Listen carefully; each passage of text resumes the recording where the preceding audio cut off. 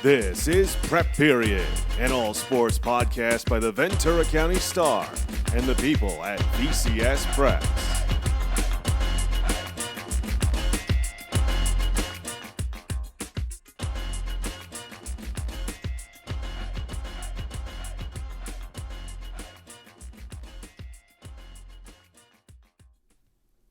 Hello and welcome to episode 36 of Prep Period, the Ventura County Star's all preps, all sports podcast.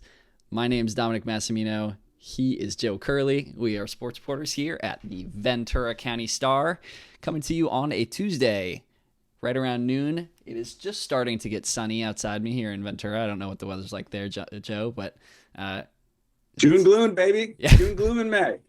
There we go. How you been? What you been up to? Busy. You know how I've been. I've been busy. I need to I never take naps. And I was so busy over the weekend, I took a nap. And I famously don't like to take naps.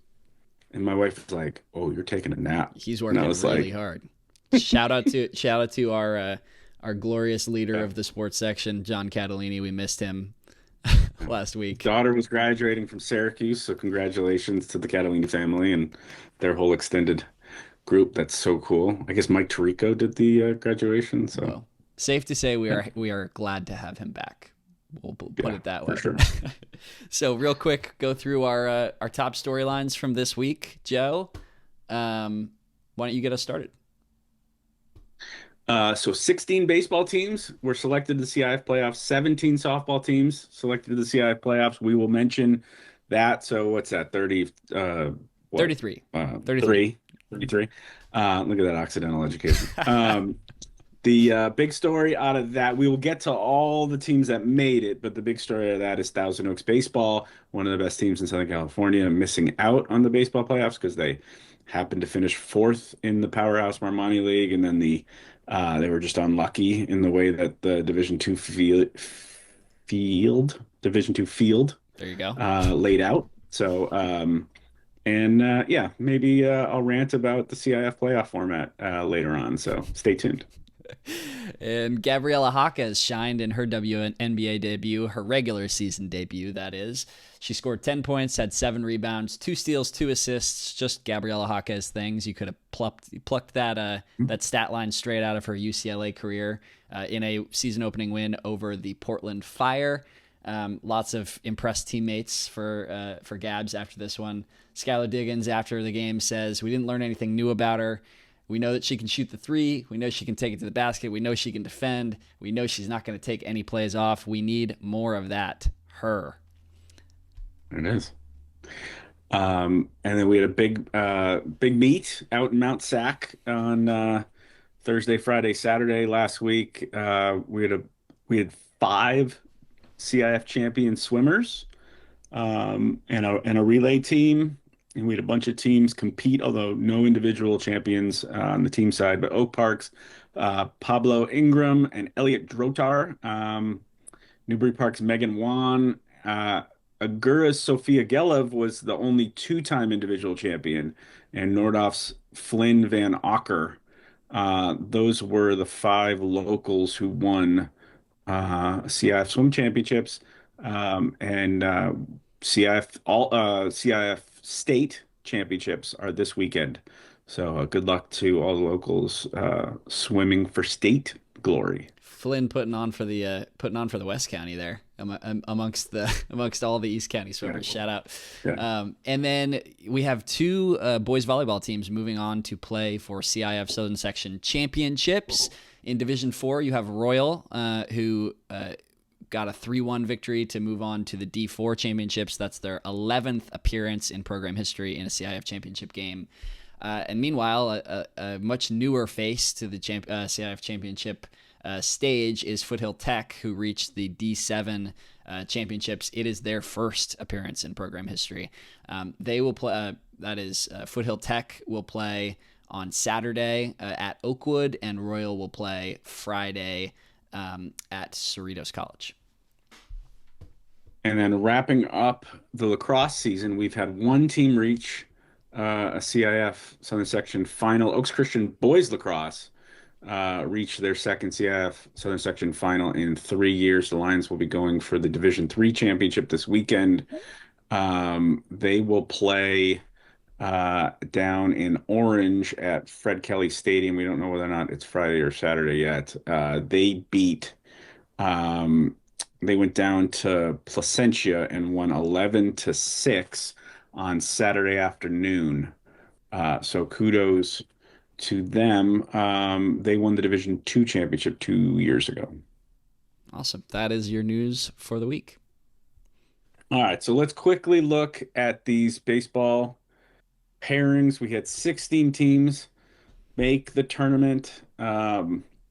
Oaks Christian is the one team that made the new double elimination format in Division I, which is a 16-team tournament broken up into 4 different pods, essentially. They play Sierra Canyon in Tuesday's first round, or they played by the time you guys watch this. Depending on how they did, they will either play St. John Bosco or Cypress in their second game on Friday. The 2-0 teams advance. The 1-1 teams play each other again in a third first round game, or pod pool play. I don't know what they call it, but and then the teams, once you lose 2 games, you're out. Um, so that's the one scenario for Oaks Christian, and then the other 15 teams have the old school 32 team tournament. Coastal Canyon League champion Royal will host El Modena. So I bet you can guess who's probably going to be on the mound over there off Royal Ave. Gonna Our boy Dusty Dunwoody. dust off his He's glove, gonna so to speak. nice. Look at you. Um, Newbury Park will visit Chaminade. The Panthers are back in the playoffs after, I think, a couple years out. Armani League co-champion Westlake will host Alta Loma. I think Westlake's the number 2 seed in that Division II bracket. Um, so now is probably where we mention that um, 3 at-large teams made Division II, but 17 and 10 Thousand Oaks did not, which, we talked about it when Newbury Park Girls Soccer didn't make the playoffs. It goes back to a flaw in the way that CIF uh, does its pairings. I think there's really no argument. Thousand Oaks is one of the best teams in Southern California. They were the second best team. They were the best, second best team not to, their second highest rated team not to make the postseason field. It was Mater Dei, who went to a CIF final last year, and them, um, who didn't make it. I mean, I think at 17 and 10, at one of the best teams in Southern California, that's our number 1 ranked team entering Marmoni League play. I think it's fair to say that Thousand Oaks belonged in the playoffs, and the fault lies more in the CIF system than it does the Lancers season. You feel for those seniors that went all the way to, I believe, was it Division IV semifinals last year, Division III, somewhere like that. But the bottom line is the way that CIF does its at-large selection for team sports needs to be fixed. It is random. It does not really take into account how good the teams are, whether or not a team, the way I look at it, I think it's fairly easy to tell that TO belonged in the playoffs. The fact that they did not speaks more ill of the format than it does, the season that the Lancers had. It just so happens that they were in a really tough league. Oaks Christian is in D1, Westlake is in D2, Newbury is in also D2, and they were a D2 team. So anyway, and Calabasas, I would make an argument that Calabasas belongs in the playoffs, despite the fact that they lost a bunch of league play and finished last. So, they certainly were a really good team this year. They just happened to be in a good league, and you shouldn't not make the playoffs just because you're in a good league. All right, turning the corner to D3. Agura, an at-large team, That's one of the perfect transition. The Agora, an at-large team from that by the way, Romani League. TO finished 4th in the Romani League. Agura finished 5th, and they made the playoffs. So it used to be a rule that you couldn't make the playoffs if the team above you didn't, but that's no longer a rule. Agora will host Oakwood, and Simi Valley will visit Arcadia in the D3 playoffs. Division 4, Moore Park is actually the second seed. The Musketeers needed to beat Camarillo in the last regular season game, or the last Coastal Canyon League play game, to ensure a postseason spot. They're going to host Lucerna. Pretty sure Moorpark and Lucerna actually played in boys soccer in the playoffs as well. So Musketeers might be able to get a little revenge there for their soccer brethren. Rio Mesa is going to host Hesperia, like we mentioned, or will mention in our subsequent interview. And Pacifica will visit Palm Desert in D4. I'm not going to say the dates because some of these games are shuffling around. D5, Tri-Valley League champion St. Bonaventure will host Mayfair on Friday. That's always a fun place to watch a game out there. Citrus Coast League champion Wainimi in D6 is going to visit Santa Ana Cavalry Chapel. Foothill Tech, the runner-up in the TVL, will host Bloomington. D7 Grace, which made the semifinals last year, looking to make another big run. They've got some really impressive freshmen that I'm going to write about later this week. They host Beverly Hills, and Santa Paula will host Pasadena Poly. In D8, Nordhoff will host Frontier League champion Bishop Diego. And D9, a Mega League champion Ojai Valley will host San Luis Obispo Classical on Friday. That's not slow, that's slow classical. Now that you know who's in the Southern Section baseball playoffs, let's talk to St. Bonaventure head coach Mike Minjares, the head coach of the Tri-Valley League baseball champions, the Seraphs. Pitch by pitch and inning by inning. You know how it goes in the playoffs. The ball's round and the bases are square. Well, you're no stranger to it. I know. Congratulations on the Tri-Valley League title. That was a fun little series to wrap up there with Foothill. What I don't know. Tell us about your Sheriff's team and what makes you guys dangerous heading into this postseason. Yeah, no, that was a fun series to end the league season, and then we finished off last week. But it's a good group of kids. I tell you, the boys certainly have pulled together at the right time, and I know a big thing for us is that they get along extremely well. Just a tight knit group. They love each other. They're always sitting there trying to play hacky sack and just trying to be around each other at all times. So, there's times after practice, I'm like, all right, it's time to go home. Everybody, let's go. So it's been a good thing, to kind of get that bonding experience. And as you know, you kind of need it down this stretch. Yeah, Coach, you guys are our only team in the D5 bracket. Just how are you feeling about, what was your reaction, I guess, when you saw those pairings come out? I think it was a couple of days early or maybe a day early. What's your reaction to that and kind of, what you're facing here in the first round with Mayfair? Yeah, when it comes to the playoffs, obviously before the brackets come out, you tend to have an open mind, especially with the new pairing system and kind of how it all goes.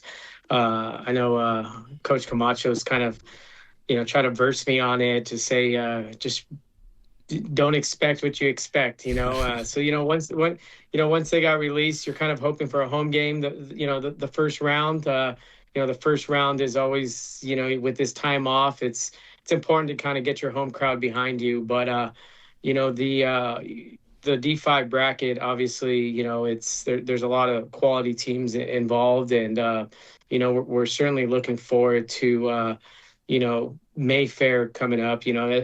Just looking at what they've done. 20-8 on the year. They're a league champ, so your first round playoff game. There's no gimmies here, and you just gotta like I tell the boys, just be good at things you can control and just try to win the moment. And that's pitch by pitch and inning by inning, and whoever can just stack up those pitches and those innings, usually has a good chance to pull it off and extend your season, as we call it.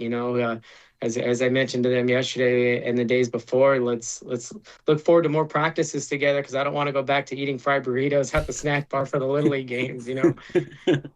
Well, speaking of pitch by pitch, I'm looking at your pitching, and I'm trying to make sense. I've been asking all the coaches about, what makes a good staff entering the playoffs and having two aces and then having a relief guy. But you've got six dudes between 19 and 29 innings. I mean, is it depth? Is it you searching for an ace? I don't know. Tell me about this pitching staff and what we need to know about it going to the playoffs. Well, going into the year, we certainly lost a good chunk of innings. It was over 130 innings. 70% of our innings were lost. So, going through the fall and the winter program, you're trying to build the staff out, and it was rough early on. Everybody getting an inning, and some guys not being able to get out of an inning, and but over time, they've all have their qualities, and they all have different repertoires. So it's been kind of good to see and kind of utilizing the matchups as we go along, and them just buying in. You don't have to take on the full workload. Just go out and get one out at a time, and pass the baton to the next guy. And just kind of pitching by committee kind of has been our mantra all year, and thankfully it's worked out. The boys kind of don't feel that pressure of having to get the full 21 outs out there, but know that let me just handle my inning, and I know once I pass the ball to the next guy, they're going to do their job. So it's kind of been nice to see. We've been able to keep our arms fresh. Everybody's chomping at the bit a little bit to get more inning time, but you just pass the baseball and let's just keep the line moving, as we call it. Wyatt Richardson is leading the county in stolen bases. He obviously, looking up and down your numbers, he's been a beast as a sophomore for you. He's got great pitching numbers. He's got great hitting numbers.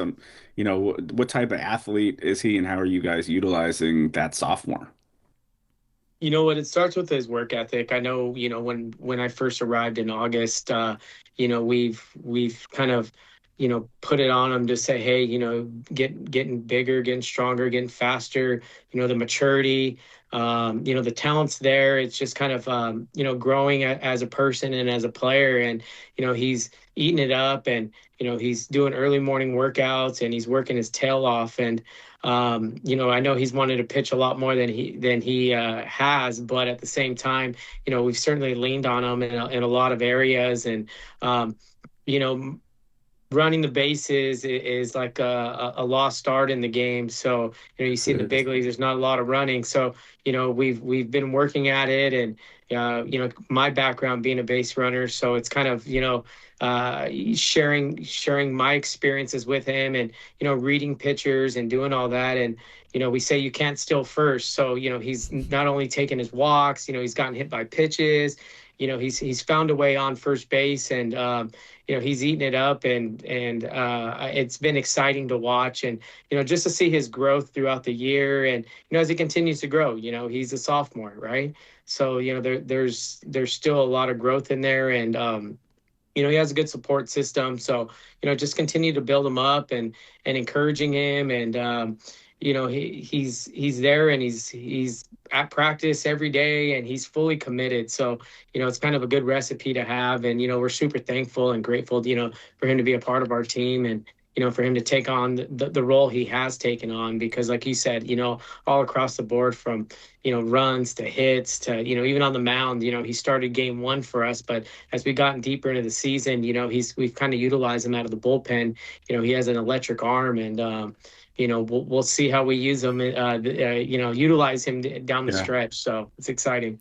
Well, clearly. Dom, it's sorry, go ahead. 35 hits, 17 walks, 7 hit by pitches. That's on base percentage of almost 600.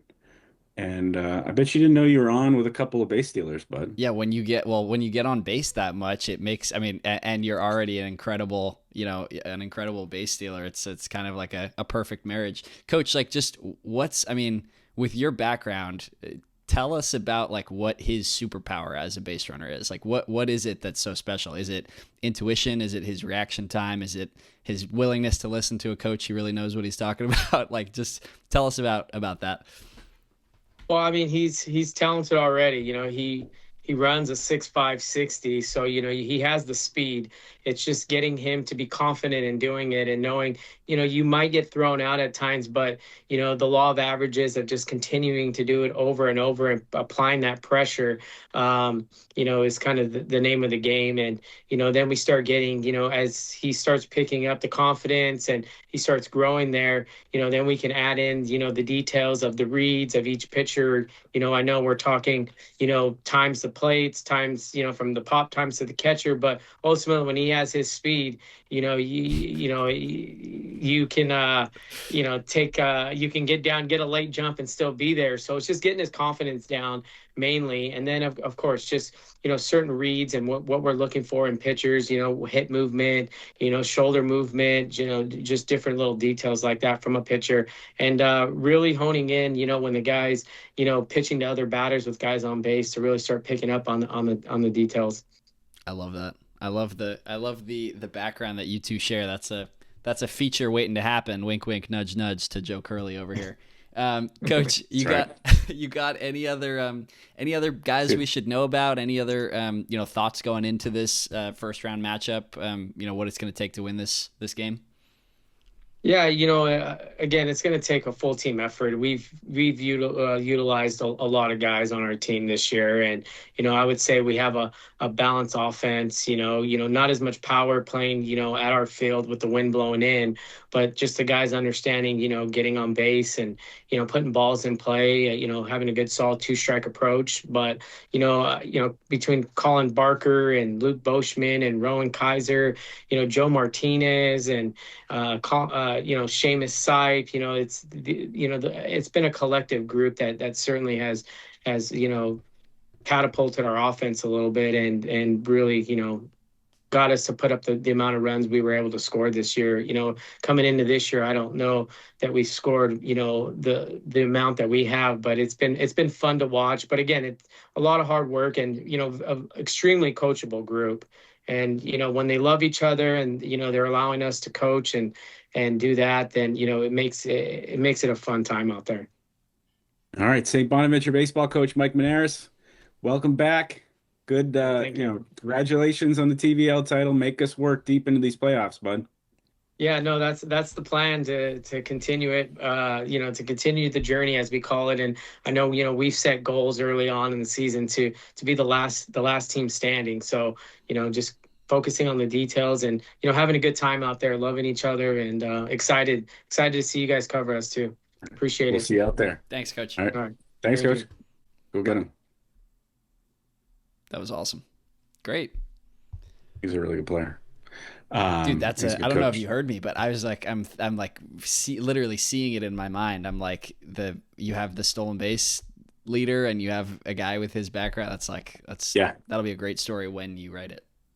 Yeah. That's what happens when, you've got, talent combined with teaching ability, a guy that has the ability to do it and a coach that has done it. And, yeah, it's funny as I'm out there with my 12 U's teaching them how to, how to get jumps, and we go over it and they get good and then they backslide and then it takes a lot of work, and it's one of those things that it's just like, it's really hard to teach because it's just a twitch or it's just you have to it almost becomes second nature. So yeah, stealing bases is like that's I could talk for forever on getting jumps and that sort of stuff. That's my deal too. So Dom and I are getting ready for the CIF baseball playoffs, and we're just trying to stay hot here with maybe the hottest team in Ventura County, the Rio Mesa Spartans, certainly the hottest athletic department right now. Yep. When it comes to the bat sports, Jacob Regalado is the baseball coach at Rio Mesa, and the Spartans have won 12 of 13 to finish the regular season, third place in the Channel League. And yeah, Coach, are you just like warm to the touch right now? Can you tell us about what's life like when you turn around a season like that? It's good when you're winning, definitely. But this group, we have 14 seniors, so the senior leadership has definitely taken its toll on our team, with a bunch of young guys to fill in as well. But the senior leadership has has definitely made this push here towards the end of the season. Coach, do you remember, I mean, it doesn't happen in a moment. Obviously, these things build. But do you remember just looking back to that early part of the season? You guys were, what was it, 5-9, Joe? And you turned things around here. Just was there a moment where you started to see like, okay, like things are turning around, and maybe just, what it was that helped you do that? Yes. So early on, we started 1-5 and played a ton of close games. I believe in our first 6 games, the result of the game was decided in the 7th inning or later. Wow. We played a couple extra inning games there as well. Lost to Castaic, lost 5-4 to Calabasas. Yeah. Yes, and that was in the last inning. And then Moore Park, we were tied in into the 7th. Yeah, those are tough teams, tough opponents. And so we were playing good baseball early on. Just the ball didn't roll our way there late in the games. And I told this team last year, because the majority of this team was with us last year when we took our lumps. We were very young last year, and everyone's returned this year. But I told them last year at one point down the stretch when things weren't going well, I said, hey, one day this team's going to learn how to win. Whether it's this year, meaning last year, or at some point this next coming year, because they all came back from that last year's team. And then we had a couple rough games early on, one in league against San Marcos, and then we bounced back and had a really good game against them up there on a Friday, but they eventually walked us off. Yeah, 2-1. And then we played Pacifica and probably played our worst game of the year, just overall, defensively, offensively, and on the mound. And I really challenged the team after that. I won't repeat what I said, but I'd like to think that was the turning point. They took it personal, and the seniors really stepped up and took charge, and they led us down the stretch here, winning 12 out of the last 13. Yeah. Lit the that fire. Was after that Pacific game was when it started. Yeah, lit the fire under their butts that has now turned into the hottest team in baseball. That's awesome. Definitely, yes. So go ahead, Joe. Just bring us through the talent a little bit. How you guys have won games. What's the style been? Watching Rio Mesa baseball. What type of baseball have you guys played this year? Definitely. We pride ourselves on pitching and defense, definitely. And if you look at our numbers and you look at our stats, and you will see at the top, our 2 pitchers, 1 and 2, you can put 1 at 1, you can put 2 at 2, but we see them as 2 aces in their own. And rightfully so. Happened to work out last night. We had our all-league meeting, and they both got co-pitcher of the year for our league. So it was recognized on how good both of these guys have been for us, and they've really carried the load. And then obviously you can see innings-wise, and they do it efficiently. They don't walk guys. They pound their strike zone, and we play good defense behind them. That's awesome. It's crazy. Breaking some news here on the pod. From what I've heard of a couple, who's been winning those awards, and I think when all this gets reported, I don't think I've heard of a league champion getting the pitcher of the year yet this year. So that's kind of an interesting thing. I think a lot of the champion teams are kind of like spreading it around a little bit, and some of the breakout pitchers have been on the teams that have finished second and third. Interesting. And then definitely. On the offensive side of things, Coach, a name that jumped out to us from the football season was Alec Fontaine, the quarterback, the new quarterback at Rio Mesa, but also Rob Rodriguez. I mean, both those guys are hitting or batting right around 350. Just tell us about those guys. Anybody else you feel like we need to know going into this first round of the playoffs? Yes, definitely. Rob and Fontaine are both 4-year guys up at the varsity level. Rob came up his freshman year halfway through. Fontaine started with us as a freshman early on, and they both really took to the weight room this offseason, and that has helped, especially Rob doing it both, with the bat and on the mound. But if you look at him from last year to this year, he had 0 hits in about 23 at bats last year. He Wow. really struggled, and then he came on this year and he made a change to his approach offensively, his stance, and he got into the weight room and he got strong. And that's what I try to tell a lot of these kids in high school is the weight room is going to be your best friend. And for Rob, that really, really showed up, and he's leading us in offense, and then obviously on the mound. And then with Fontaine, he's been our guy for 4 years. He's been with us. He hits at the top of our lineup. He's our leadoff guy. He sets the tone for us, and he does a really good job. 0 hits to 31 hits in one season. That is something right there. Yeah, Definitely. Rodriguez leads them in hits, runs, doubles. And if we went over to pitching, he'd be right there in a bunch of pitching too. But tell us about Andrew Garcia, this freshman that's got 4 homers for you guys. It's kind of been like a little bit of a interesting freshman class all around locally. It's and a lot of arms, but Garcia gives you a big power bat as a freshman. Definitely, yes. He came to us, and early on, you were just like, this kid is different, and he gave us a lot of Alec Fontaine vibes, but from the left side. He hits left-handed.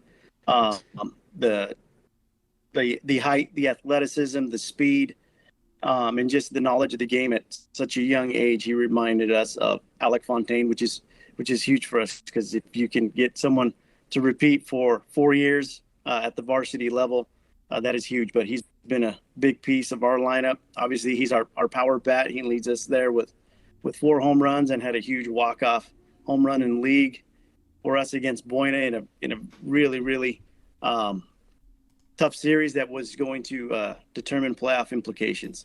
So he's stepped up, and you just look at him and you're like, there's no way this kid's a freshman. But the freshman talent across our league in general, you got the pitcher over at Pacifica. I don't want to put yours name. I think it might be Hernandez. He's really, really good. Yes, Hernandez. Oxnard's got young arms, and then obviously up north you have DiMaggio, who just is a big-time player. So I think I'm familiar with that name from somewhere. What? Dom Yes. DiMaggio. Yes. And so yes, the young talent across the board. Even our catcher is a freshman. So young talent across the board. Nice. So Rodriguez is 6-3 with a 147 on the mound, and Puebla is 5-4 with a 161. So those were the pitchers that were celebrated in the Cheyenne League. Daniel Puebla, and then the best part about this is you guys get a home playoff game, right? Definitely, yes. Hesperia. It's always nice to play at home. Yeah, even though we placed third. Really, really tough league. There's 2 teams tied for first and 2 teams tied for second. So going into the last week, it was a chance there was going to be 4 teams tied for first if some things played out differently. But really tough league, and I believe our league is really, really good. It doesn't get enough credit as it should. But if you look at the runs, DP made last year, and then Pacifica made a couple years ago. They always, attested to our league, and it prepares you for the postseason, because our league this year was really, really tough. A lot of good arms, a lot of good bats, really great coaches, and so this league definitely prepares you for what's to come in the playoffs. Definitely. All right, great. Well, thanks, Jake. We will be in touch, hopefully on a long playoff run for the Spartans. Stay hot, my man. Appreciate Thanks, that. Thank you, guys. Appreciate you having us on, and look forward to hearing from you guys down the road soon. Actually, softball has one more team.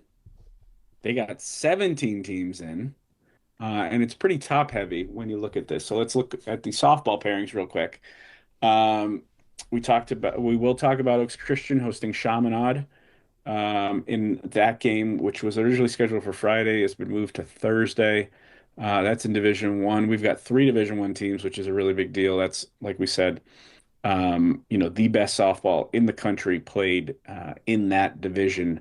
Southern Section Division One is legit. Westlake's on the road at Paraclete, and a girl will visit Etowanda they were an at-large team after they lost an actual postseason playoff game against Westlake. I know the Chargers have been a little beat up here late in the season. They go out to Etiwanda, which is like a 22-3 team. So I mean, every team in Division One softball, filled with some of the best talent in the country. Um, so it's a battle. One playoff win, you make a playoff run in Division One. You know, you've had an incredible season. Division Two, Coastal Canyon League co-champion Simi Valley will host Alta Loma. The other Coastal Canyon League co-champion Moore Park will visit Long Beach Poly. Thousand Oaks will host Downey. I think it's Warren, Downey Warren, and Camarillo will host South Hill. So we have 14. We have 3 teams in Division One, 4 teams in Division Four, Division Two, and then another 4 teams in Division Four. So it's kind of top heavy. The 17 teams we have in the softball playoffs. Oak Park making just their second postseason appearance in over a decade. They're going to travel in Division Three to Cerritos Valley Christian. Division Four top seed at St. Bonaventure, the Division Five champion. They're going to host Valencia. Rio Mesa, which we mentioned last week, had that great run to split the Channel League title. They're the 3rd seed. They host Santa Ana Segerstrom. Oxnard will host Pasadena Poly. Newbury Park, back in the playoffs, will visit Paramount. That's in D4.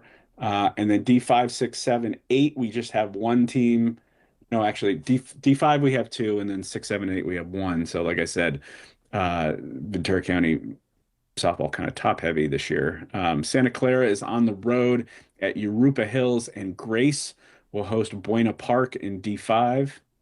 Citrus Coast League co-champions Santa Paula and Fillmore are in D6 and 7. Santa Paula in D6 will visit El Monte. Fillmore in D7 will visit Bloomington. And then D8, I have to do some research on this. Channel Islands softball, they're in the playoffs for the first time in over 20 years. They're going to visit San Bernardino. We know it's been a long time. We don't know exactly Just how how long long. it's been. So I'm going to sit down with some Meeting very of the old minds. some very old files and figure out when was the last time the Raiders were in the softball playoffs. So they visit San Bernardino on Thursday. We talked about TO baseball not making it. I would argue, Ventura, they were rated number 144. They finished 5th in the Channel League, 144 in the Southern Section ratings. They were the highest rated local team to miss the field. But at 15-12 and a lot of talent, I would argue that even they belonged in the playoffs. Softball finals are scheduled for May 28th through the 30th at, of course, Deanna Manning Stadium, the center of Southern California softball down there in Irvine. We love to go down there. We want to spend a long couple days down there with a bunch of our teams playing for CIF championships. So that's the field. 33 bat-based playoff teams. We are very happy, very excited to welcome Oaks Christian softball head coach Cheyenne Coyle to the show. The Lions finished the regular season 25-3. We're the Marmani League champions, and you guys just secured a Division I playoff berth. We were just talking about that. Coach, thanks for joining. Just tell us how excited you guys are for heading into the playoffs in that D1 bracket. Yeah, super excited, obviously. Was happy with how the year went. Obviously never perfect, but learned a lot. And it's nice to see the group that I started with, and then when they were freshmen, now they're seniors. It's kind of carrying the torch, and being in Division I, it is very challenging at times. And we don't even know every year if we're going to even make D1. So, I mean, this group has the talent for it, but it's a hard bracket for sure every year. So super impressed with this group, and especially the senior class that kind of kept going with that. Coach, I've been talking to baseball coaches about, the right staff, a staff that you want to be successful in the postseason. And looking at your team, you guys have dueling aces, with the freshman and the junior. How do you, which, obviously traditionally in softball, a lot of times you want that one dominant ace that's going to mow everyone down. But, considering you have depth at the pitching position. Just, how do you plan to use it? Tell us about Julia and Sophia a little bit, and how they work together. And I don't know, just how do you see your staff working in this postseason? Yeah, they've complemented each other really nicely this year. One is a little bit more velo, and kind of dominant, but with speed and velocity. And then the other one, I mean, Julia Horton can spin the ball, and change speeds very, very well. So I mean, I wouldn't even say we've had like one starter this year. Like their innings and strikeouts and everything is pretty like the same across the board. So it's so hard to say like we have one dominant pitcher versus the other, because they've just done so well. Sophia Debs has probably gotten to some of our harder games, Right. but at the same time, some of those harder games, Julia Horton has come in and shut those teams down. So Debs has gotten the start, but Julia's come in and really be able to change things up and keep teams off balance and stuff. So they really complement each other nicely. If we see something in teams, if they aren't looking great against velo, then we might go with Debs, or Julia spins it more, a team that's out in front a little bit more. So just kind of watching swings early on and seeing how teams are doing. And we've got, been able to put them back in, take them out, put them back in. And they've done a really good job. They are like best friends too, which is nice. And it's a good rivalry that they bring out the best in one another, and support each other really well. So it's been fun having two pitchers. Definitely. We basically have had two pitchers a lot actually at Oaks, but this year, using both of them kind of equally has been a first for us. And then tell us about, I mean, you have a lot of talent on this roster. We have a couple of these, a couple of stats written down. You have senior Tariana Kelly. She has 11 homers on the season. Sophomore Tristan Crutcher. Just tell us a little bit about, the rest of the roster, or anybody else we need to kind of know about from this group. Yeah, our 1 through 6 hitters, that's tough. Like they're solid. And then even have Reagan Beck in the 9-hole, who turns things like she turns the lineup over all the time. Like she just does a really great job there. She could easily be at the top, but we like her in that 9-hole to really, bring up Tristan and Tariana and Giotani again. But that, I mean, yeah, throwing to all those, like that's a scary 1 through 6 for sure. Janessa Gutierrez, a lot of pop. Sophia Debs, like started out a little slow at the plate, but she's a big time hitter and power hitter, and she puts the ball in play. Not a ton of strikeouts across those 1 through 6. They're hard hitters to get out. Tristan Crutcher, able to, she has speed and power. Tariana Kelly, hit some of the hardest line drives that I've ever seen in my life. Just an absolute competitor at the plate. And that's, our 1 through 6. Julia Horton's in there, also able to swing it at the plate. And yeah, it's a scary lineup at times for sure. And then, on the guys on the baseball side, they added that double elimination format. Obviously Division I in Southern Section is by far the best, postseason tournament in America. You're talking about some of the best players in the country playing. Would you like to see any changes? Would you like to see it just be 8 teams? Would you like to see it, or 16 teams, or a double elimination? Or how would you, if you were in charge of the tournament, how would you amend it, knowing, now you've been here a couple of years, you've been in the tournament a bunch of times, with this, with the depth and breadth of the talent, what would you do to make it, to optimize it? Yeah. Well, I wouldn't go Friday, Saturday games to start. I just think that's a little weird, to ask that of any athlete in postseason play, to go back-to-back games. And, as pitchers, I know in the past softball's been reliant on one pitcher, and there's still a lot of teams out there. We're very lucky that we have two arms, but that is a lot to ask of these players. And it's such a mentally and physically exhausting games in the postseason to turn around and play the next day. And even transportation, trying to find rides and stuff to these schools and games. But yeah, I think 16 is a lot, for, I think they've changed it a few times. And I think our first year was like top 8, and then they changed it. So I know they're doing their best and trying to figure out the best, system for it. But yeah, it seems like a lot of teams this year. And then single elimination is pretty tough, but anybody can beat anybody one time. Yeah. But I don't know if double elimination is the answer either. So I don't know. They got some tough decisions. I get it, and not everyone's going to be happy.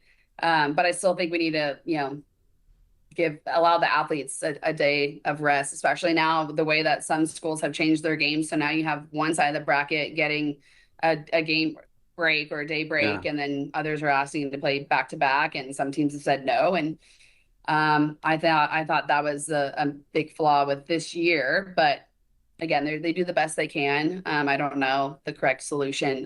They have a hard job. They have a very hard job. All right. Well, you do your job very well. Looking forward to seeing what the Lions can do over these next couple weeks. Make us work, and we will see you out at the field. Thanks so much. Awesome. Thank you, guys. Get back to work. From the Marmoni League softball champions now to the runners-up, Thousand Oaks High softball team ready to go in the Division II playoffs. Let's talk to Heather Spohr. So here we are with Thousand Oaks softball head coach Heather Spohr. Thank you for coming on the show, Coach. Thank you for having me. The Lancers are on a 6-game win streak heading into the playoffs. You guys are getting ready for those the Division II playoffs this year. You guys are ranked 42nd in SoCal. Just tell us about that run recently headed into the playoffs and what's kind of supercharged you guys these last couple of weeks. The girls have played tremendously all year. We had a really hard strength of schedule, which was by design. I really wanted to push them at the beginning of the year because being in the Marmoni League, we have such high quality teams, and every team in the Marmoni League is built to compete. So I started us off with a hard schedule to begin with, and we had a rough go at first, but we were always in it in every game. I think every game we were in it to the last inning. Those games that we lost by one run. And I told the girls, it might feel a little demoralizing right now, but trust me, this is going to pay off at the end. And it really did. By the time we got to league play, we were battling in every game. And then our last time through, we around the table, we beat every single team. So they're playing now the way I always knew they could. And it's just been really gratifying to see them play to the potential that I know they have inside. Joe, it's like deja vu all over again from our interview with Daniel Lerma from Rio Mesa last week. Talked about a very similar, purposeful approach to scheduling and making a tough schedule and a similar kind of run near the end of the season. I mean, you have a really special group. Thousand Oaks softball has come a very long way in a very short time the last couple of years. And it's, you're in a really tough position in that league. And now all of a sudden you guys split with Oaks Christian this year. How was that? What was that moment like where you guys get a win over one of the best teams in Southern California? Last year was the first time Thousand Oaks had ever beaten Oaks Christian in their history. So we knew we could do it. And the girls went in there with that confidence. And our first game, we played them really tight. They pulled it off in the end because they're a fantastic team with tremendous talent. But that just motivated my girls to go out there and play even harder for the next game. They had it on the calendar marked off. This is the game. We are going out there. We're going to go strong.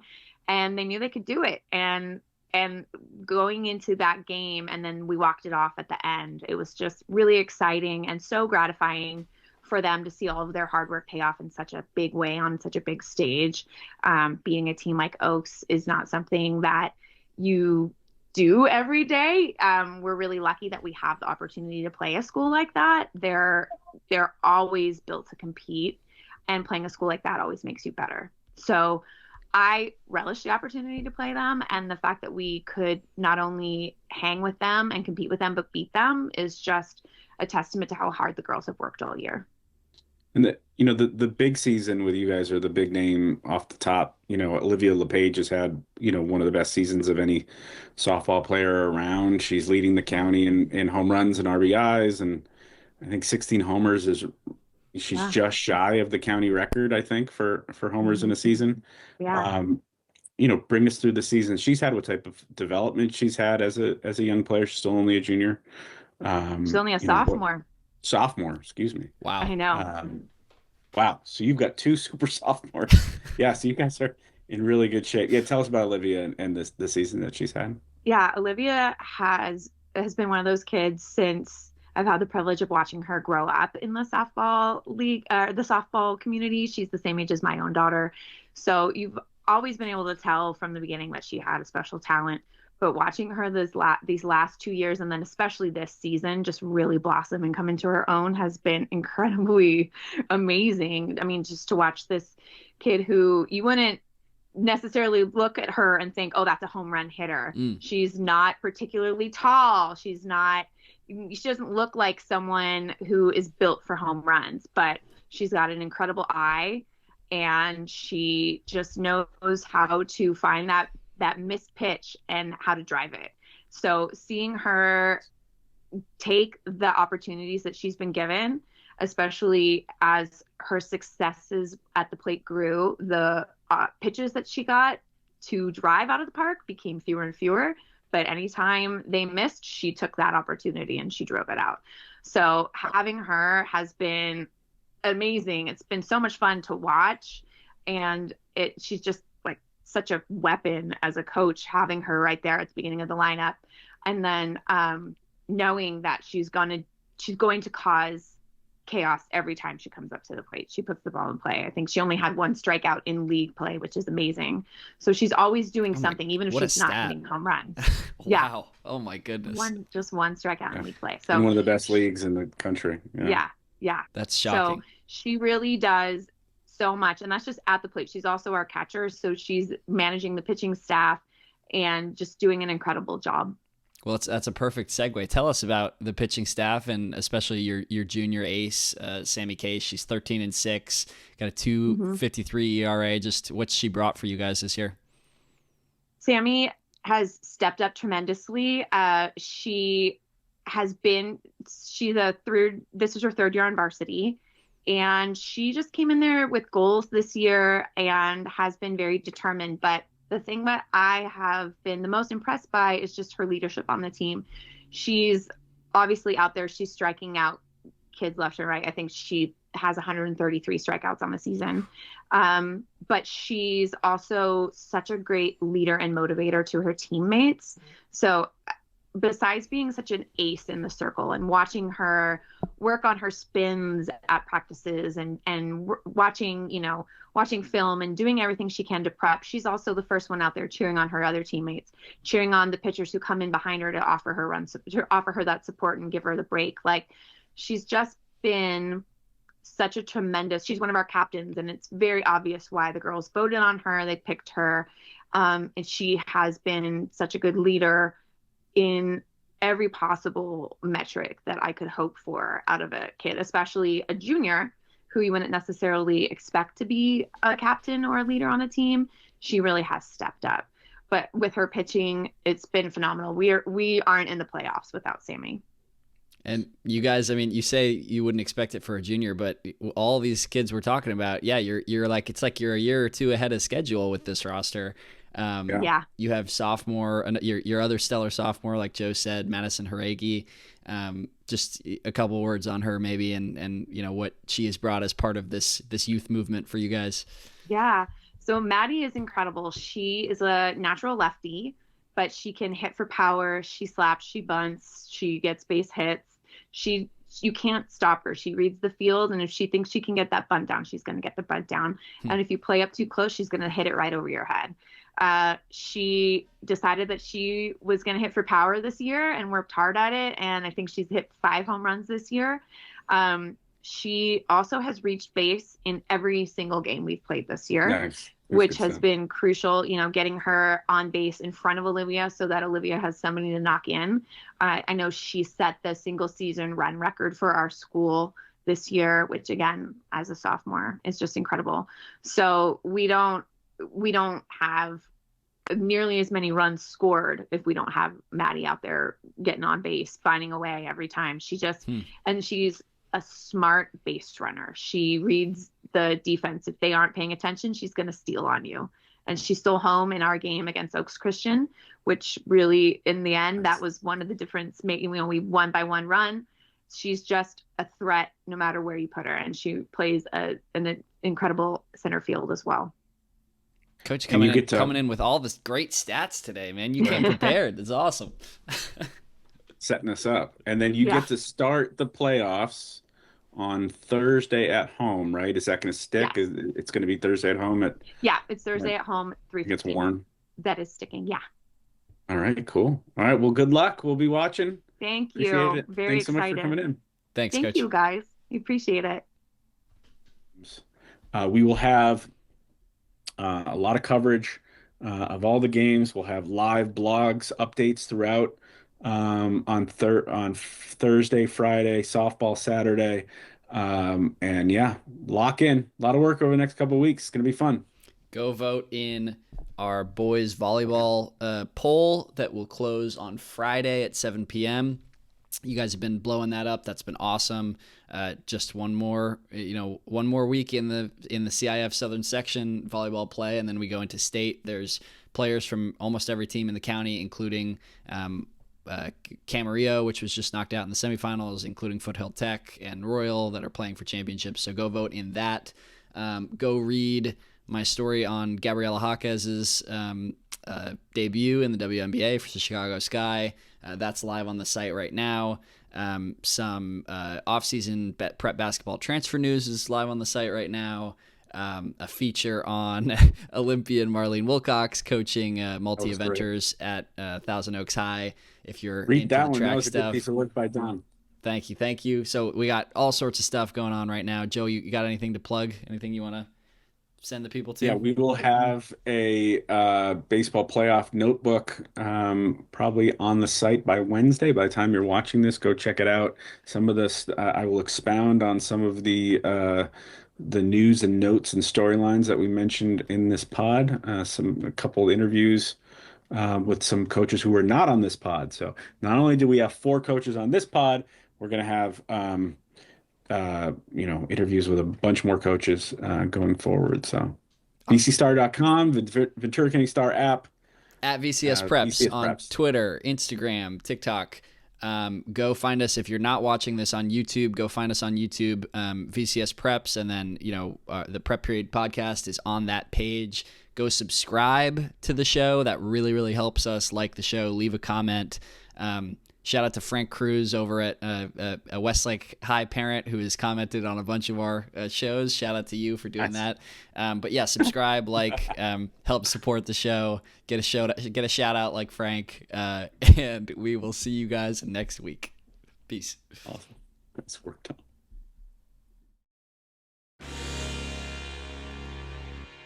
It comes down to this for Thousand Oaks in their season. It is a gift to Martin. Martin gets the first down and more. It's a nice little screen to the left-hand side. One play, and see ya later. Caldera dives into the end zone. Touchdown, Oxnard. What a fitting way to end that run. He's at the 40. He's at the 20. 10.